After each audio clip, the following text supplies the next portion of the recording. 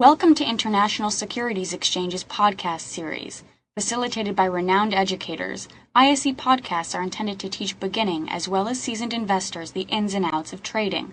To find an updated list of podcasts, please visit www.ise.com/podcasts.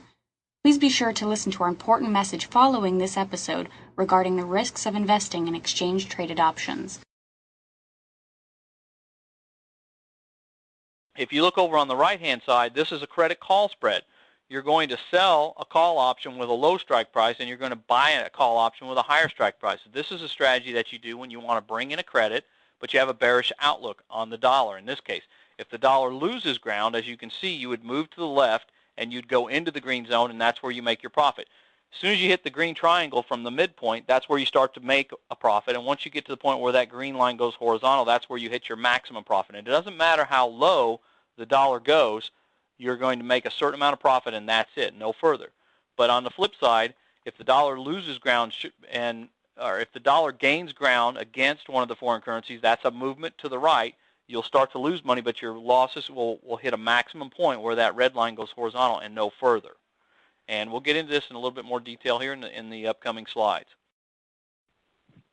So first of all, though, let's take a look at how you calculate your break-even, your maximum gain, your maximum loss. Again, I think these are three calculations that you should do before every option trade that you ever enter, whether it's on a currency, a stock, an index, an ETF, it doesn't matter. If you're doing a spread, and really even just a simple single-leg option strategy, you should always know ahead of time, before you enter your trade, where does it need to get for me to break even? Where does it have to go for me to make my maximum profit? And where does it have to go for me to make my maximum loss? Now, in some cases, the max profit is unlimited. In some cases, the max loss is substantial, or it may even be unlimited.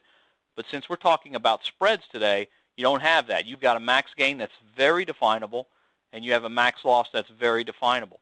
Now, when we do these calculations, you'll note the little note there above each of these charts that says, chart depicts strategy at expiration. We always show the profit and loss chart, and we always calculate the break-even, max gain, and max loss calculations as of the date the options are going to expire. And the reason we do that is because that's actually the only time we really know exactly how much we can make or how much we lose if we hold the positions until expiration. Now, that's not to say that you have to hold the positions until expiration, but typically, almost any spread or any other option strategy you do, at the point in time in which you enter it, you should be of the mindset that I'm putting this on with the intent of holding it until expiration.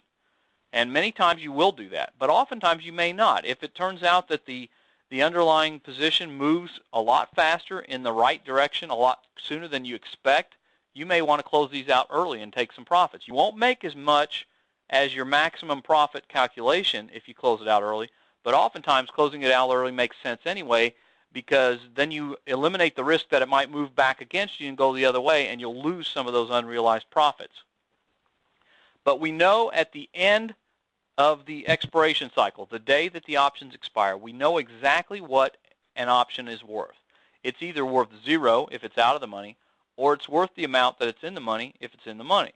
And so we know that because there's no time value. Volatility is no longer a factor. Time erosion no longer comes into play. All of those factors disappear, and it just is strictly worth its intrinsic value or nothing if it has none. And so that's why we do these calculations as of expiration. In between now and expiration, we don't really know. We can get a guess, and in fact, we've got tools on our software, and a lot of other places do as well, where you can do a forecast of what an option would be worth if the underlying went to a certain point. But those are just estimates because we don't know how volatility might change. We don't know how the spreads might change. We don't know what might happen with the time erosion. It could potentially be adjusted. Even interest rates could be adjusted. Right now, we're in a mode where we're kind of flat on interest rates. The Fed doesn't look like they have any intention of changing interest rates anytime soon. But I would venture to guess that in 2010, and possibly even as soon as the end of this year, that may change. There may be changes in interest rates. So those are things that you may have to think about if you put on a strategy that goes out many months into the future. But here's how you do the calculation. So on the left-hand side, we've got the credit put spread. And here's an example using the BPX, which is the dollar versus the British pound.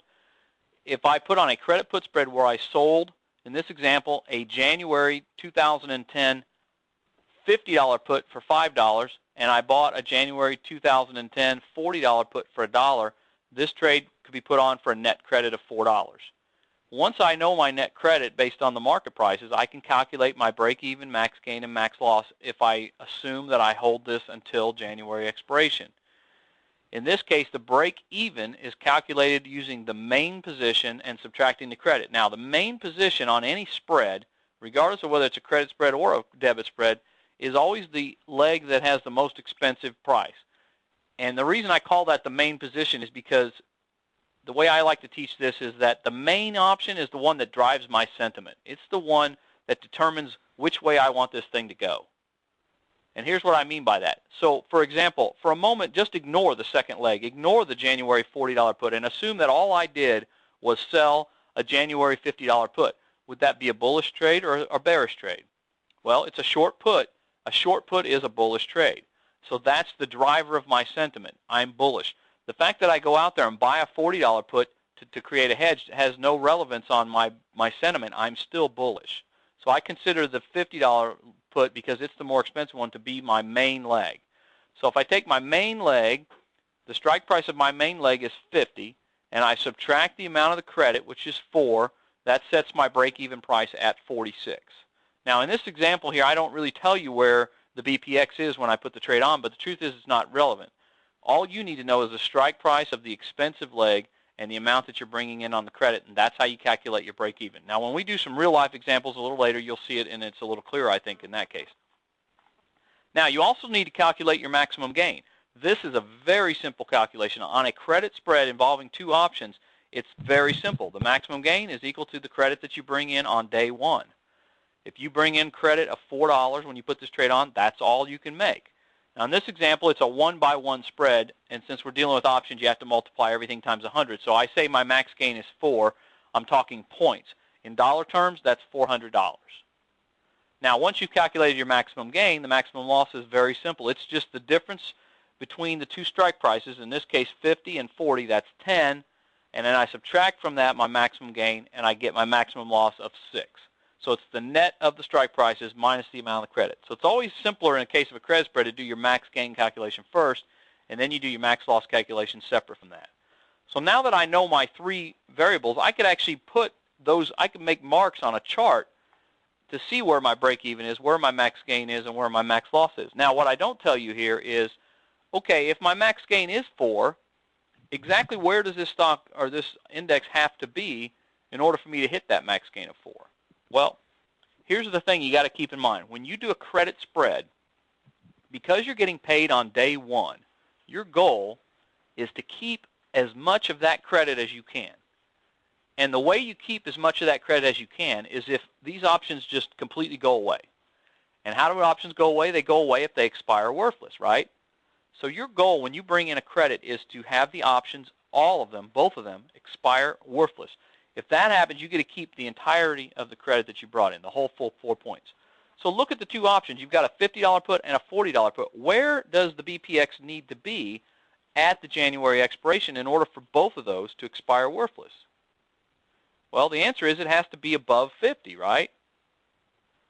If it's above 50, nobody's going to exercise a $40 put because no one wants to sell it at a price below the market. And nobody's going to exercise a $50 put because no one's going to sell it below the market. If the BPX is at 51, both of those options expire completely worthless. So the answer of where do I make my 4 points max gain is anything above 50. That's the point where both the options expire worthless. And if you look at the credit put spread P&L chart down below, you'll see that the short strike price line, that's vertical line, is right where the green zone starts to go horizontal. Well, what's my short strike price? It's the 50. So it's at that 50 strike to the right. Anything higher, that's where I make my max profit. Thank you for listening to our podcast. To find more podcasts on options, stocks, alternative markets, and market data, please visit www.ise.com/podcasts.